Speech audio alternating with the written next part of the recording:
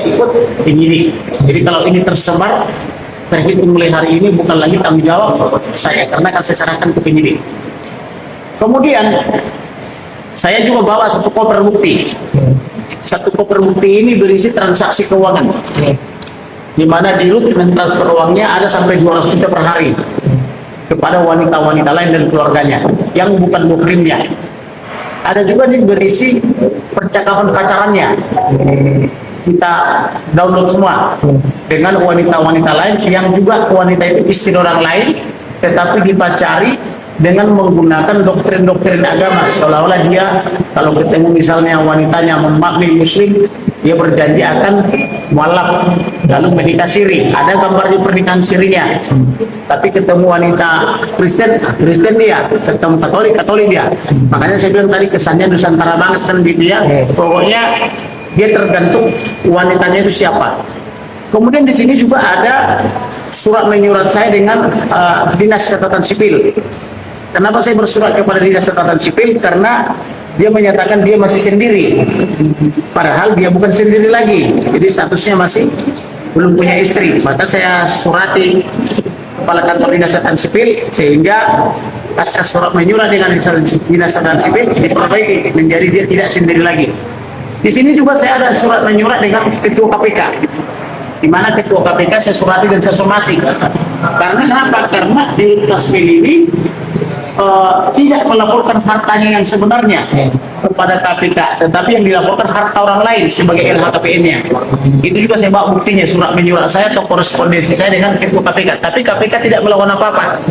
Nah, dan KPK mengatakan bahwa itu LHKPN itu bukan kitab suci, bukan pula ini sesuatu yang otentik, sehingga saya pun heran kenapa KPK selalu menyuruh orang lain, dalam hal ini pejabat, harus mengisi LHKPN, tetapi ketika ada yang memalsu LHKPN, KPK tidak berbuat apa-apa. Kemudian ada juga ini surat menyurat saya dengan semua lembaga terkait di negara ini, dari Presiden, Wakil Presiden, Komisi DPR, Menteri Koordinator Politik Hukum HAM, Menkumham, Kapolri, Wakapolri, Ombudsman, semuanya, termasuk Komisi DPR dan Kompolnas. Tetapi tidak ada tindak lanjut, termasuk yang BUMN. Maka dari sini saya bertanya atau mempertanyakan, apa sih makna revolusi mental? Karena Pak Jokowi kan selalu bilang revolusi mental. Apakah revolusi mental itu dari mental yang buruk menjadi baik, atau sebaliknya dari yang baik menjadi buruk? Karena ini satu koper begini bukti sudah saya kirim ke Presiden, tak ada tanggapan. Lalu terkait jargonnya apa itu Menek BUMN. Jargon Menek BUMN adalah akhlak dan moral.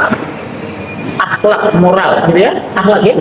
Nah, apa sih akhlak atau moral? Saya mempertanyakan kepada seluruh ketua-ketua agama atau pimpinan agama yang ada di Indonesia, ada nama agama, Kristen, Katolik, Muslim, Buddha, Hindu. Apa sih akhlak, apa sih moral? Saya mohon pencerahan kepada yang terhormat seluruh pemuka agama. Apa sih akhlak? Karena ini video porno di sini ribuan. Tetapi video porno ini sudah dilaporkan ke Bidung Polri SP3, tidak ditemukan peristiwa pidana. Kemudian di dalam di sini juga saya mewawancarai korban-korbannya yang juga turut pelaku, misalnya wanitanya. Saya tanya, mengapa kau berhubungan seks dengan grup taspen?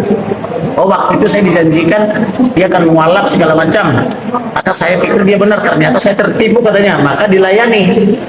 Terus kemudian apakah seorang Katolik bisa nikah siri atau tidak? Karena dia Katolik, tapi nikah siri dengan perempuan Muslim. Ada gambarnya, ada videonya, ada ciumannya, ada ngeseknya. Konten dewasa ya. Apakah ini dibenarkan? Maka saya mohon pencerahan kepada seluruh pemimpin agama yang ada di Indonesia dan nama agama.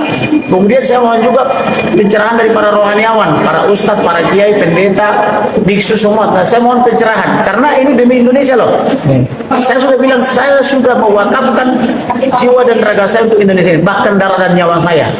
Saya tidak akan mundur sedikit pun. Maka ini hari ini semua video porno ini akan saya serahkan kepada penyidik Cyber Polri, karena saya dipanggil sebagai terlapor. Walaupun saya menjalankan profesi saya sebagai petak dan mengatakan yang hal yang sebenarnya. Maka saya bilang kepada penyidik, you berani memanggil saya, ini harus sampai ke pengadilan. Saya tidak mau SP3. Saya mau sampai ke pengadilan biar diadili depan hakim. Gitu. Jadi itulah kira-kira kedatangan saya pada